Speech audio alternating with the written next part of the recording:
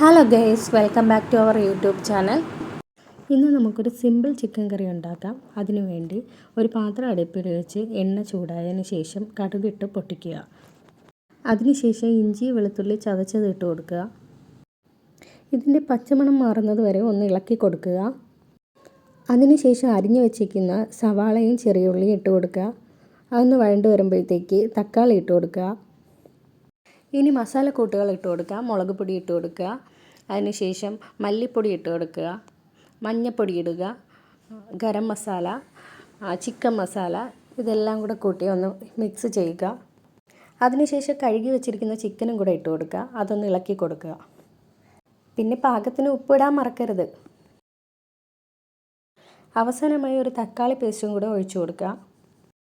അപ്പോൾ നമ്മുടെ simple chicken കറി ഇവിടെ റെഡിയായിരിക്കുകയാണ്. അപ്പോൾ ഇന്നത്തെ വീഡിയോ എല്ലാവർക്കും ഇഷ്ടപ്പെട്ടെങ്കിൽ ലൈക്കും ഷെയറും സബ്സ്ക്രൈബും ചെയ്യുക.